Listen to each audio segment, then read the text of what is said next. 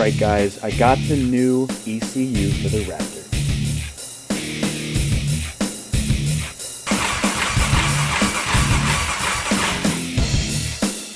So I put new gas in there, put a new spark plug in, and tried to fire it up and got nothing again. I have our engine cover all cleaned up, flywheel's all cleaned up. I also ran around here with a soft wire wheel brush just to clean up the contacts and everything. So I got this thing all back together. When I went to turn the engine over, it's like chugging really hard. Like it really feels like it's like the battery's dead, but it's not. I checked the battery. Something's not right with this motor. I hope I don't have to do like an entire tear down to the engine, but if I have to do that, I will.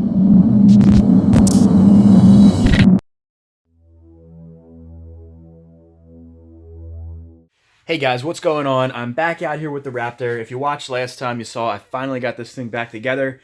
Tried to turn it over and it was chugging really hard, kind of like it had real low battery or something. And it didn't sound good, so I didn't want to mess with it anymore. Ended the video there just because I've been really struggling to do this, get this thing running. And I wanted to get you guys some content. Well, I realized I made a pretty big mistake. Luckily, I don't think any damage happened. But when you're filling the oil in these Raptors, there's actually two drain plugs. You have the external oil tank, and then you have the plug on the engine crankcase as well. And it completely slipped my mind to put oil in the engine crankcase. And, that happens sometimes when you're getting tired and you're getting frustrated with stuff. You just forget simple little things like that. And luckily, I only turned the engine over maybe 5 or 6 times. I doubt there's any damage done. But the good news is, because of that, after doing some research, some people were suggesting that I take off the lower oil line in the external oil tank, because there's a screen in there that filters the oil. And this thing is 11 years old, so for 11 years there's been oil going through there, dirty oil and stuff. So that screen may be not shot, but dirty, clogged up, and that might be why the oil wasn't really running into the crankcase in the first place. And I did notice when I initially drained the engine oil, not that much came out. So the good news and the good thing that's going to happen is we're going to check that screen, make sure that's all right. I'm going to do that now, and then we'll fill up the crankcase with the oil, and we'll see if this thing starts.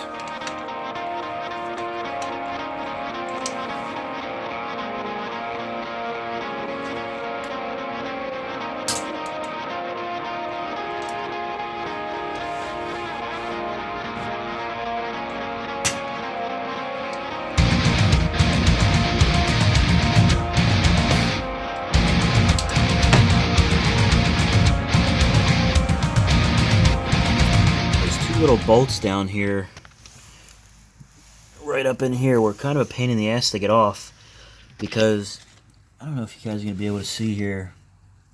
It's really tough. This here plate is right underneath, so really the only way to get up there is with an Allen wrench. But it can be done. It's just a little bit of a pain in the butt. You gotta kind of fish them in here, not hit this. Sorry guys, it's really difficult to get this angle. Not hit this plate under here. The Allen wrench does fit in there though, and you can get it off. So let's see what we're working with here. See if I can pull this off.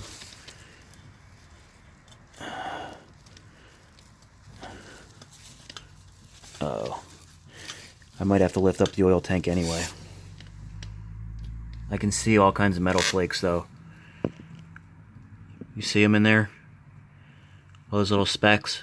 That's little pieces of metal shavings and stuff. I bet you that screen is all messed up.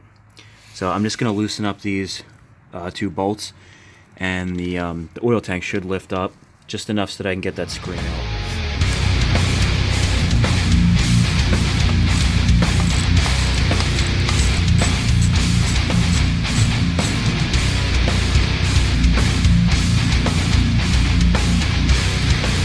Alright, so now our tank lifts up and we're able to get that oil screen out.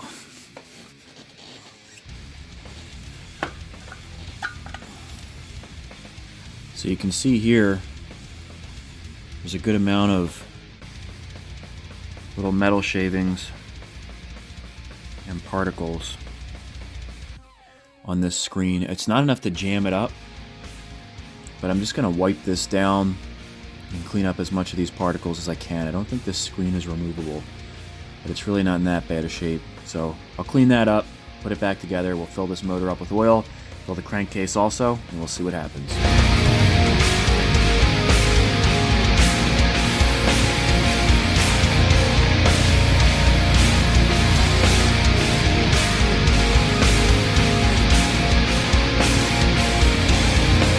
Guys, so I just got done cleaning this up. You can see that screen, you can actually see it's basically see-through now. Much better than it was. Super easy to clean. Like I said, I don't think that was actually causing a stoppage, but definitely good to clean, good maintenance. Just clean that up. So I'm just going to go ahead, bolt that back up, and like I said, we'll throw some oil in. And just in case you guys are wondering what I was using to clean up that screen, I was using brake parts cleaner. Got this at Walmart for like $1.50. It's a pretty big can. And did you guys know that that little slot on the top of your cap is actually used to hold the straw? Yeah, pretty cool, right? I didn't even know that myself until maybe about a year ago when my friend Matty J showed me. Pretty cool. You can see all the little metal particles that blew out of that screen and onto this oil pan. All those little shiny speckles are metal particles. Little flakes of the case. It's actually normal to have little pieces of metal like that in your exhaust or in your oil screen. It's just from manufacturing and little pieces of the case wearing away.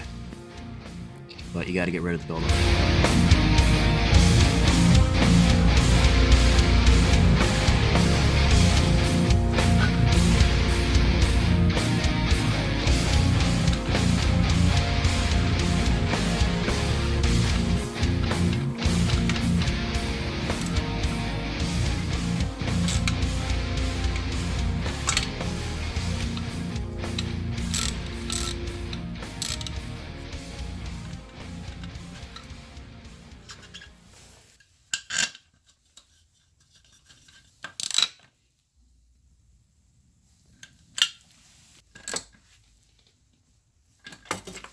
Alright guys, so I'm going to go ahead and put some oil in this thing. Right here is the bolt that I forgot to remove last time to fill up the crankcase. So this will take about a little bit more than half a quart according to the manual. And of course, we'll fill our oil tank up also. So this one takes about 1.3 quarts according to the manual. So it's going to take about 2 quarts total. And keep in mind, I did do an oil filter change. So if you're not doing an oil filter change, you won't have to use quite as much oil. So let's get that oil in there.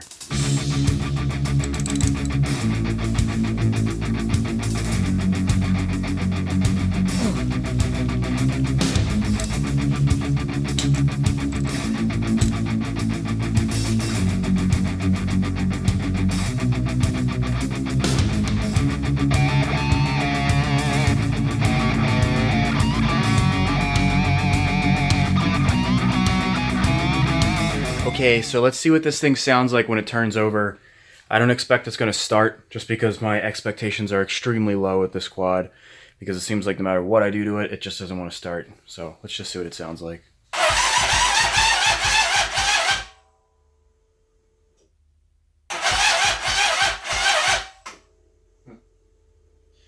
So as you can see, it is still chugging slow, so the oil had nothing to do with that.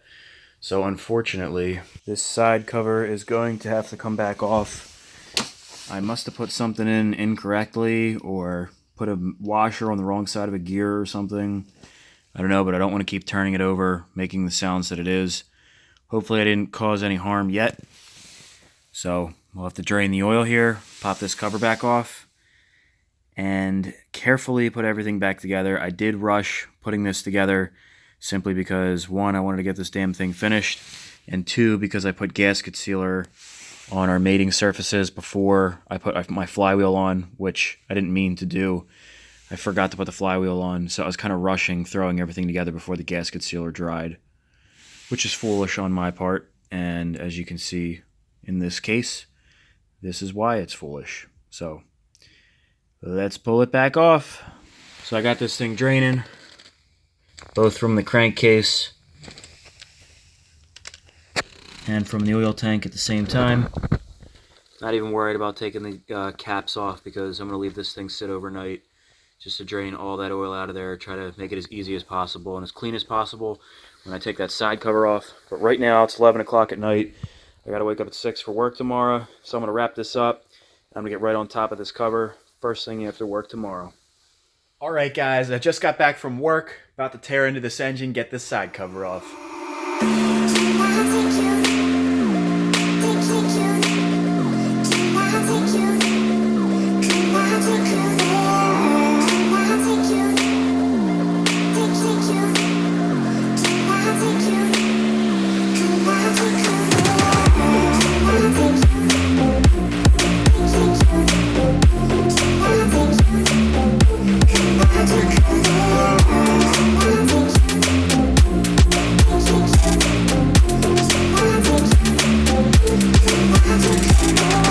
Alright, so I just got this cover off, and everything looks okay in here, but I feel like this shaft here was out further, or the flywheel was in further, rather.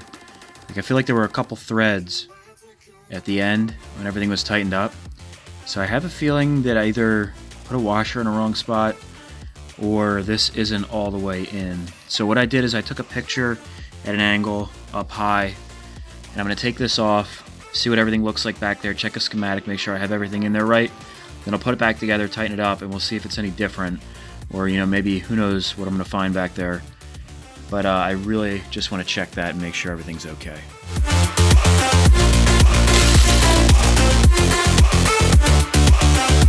Alright guys, so I got everything apart, looked everything over, I did a little bit of diagnosing, and I think I have it figured out, at least the slow chugging. So let me show you. So all this stuff in here is good. I took the flywheel off, I double checked the the two-way bearing.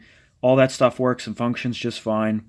Our gap at the end of this, the crankshaft bolt, is pretty much the same as it used to be. You can check out the picture here.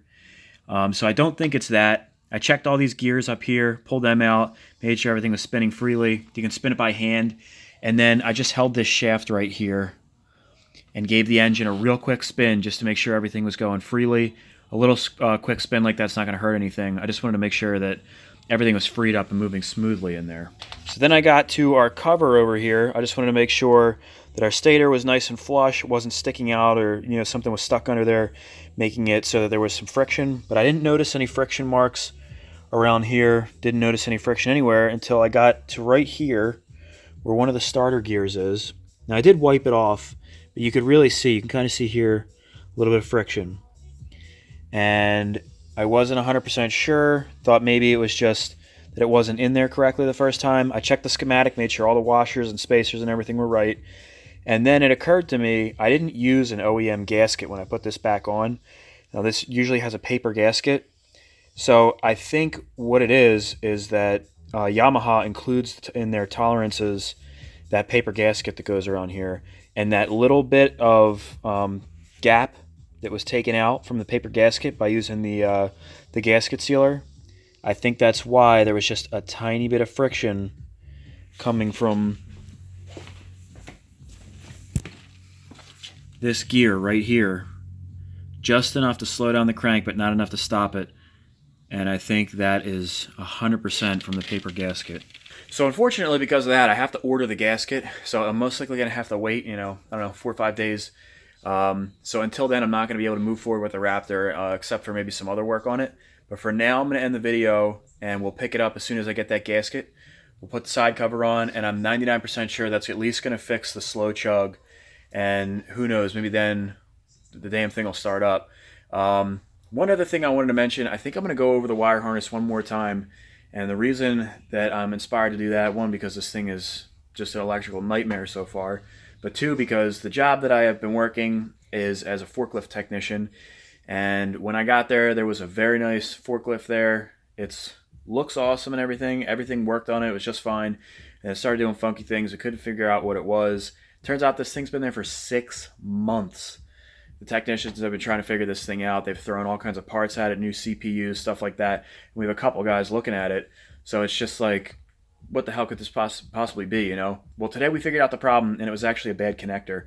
You couldn't even tell by pulling the connector apart and looking at it. You actually had to pull the little retaining clip off of the wire pins to see that they were fried. Some battery acid had gotten in there and it was creating a loose connection, and it was making this truck do all kinds of crazy things that just nobody had ever seen or heard of before. We were calling Toyota technicians and stuff because it was a Toyota forklift, and we just couldn't figure it out. And it turned out to be a very simple thing that only cost a few dollars to fix. So I'm sure that there's something like that with this ATV. It gives me a little bit of hope that I will figure this out, and I'm sure I will.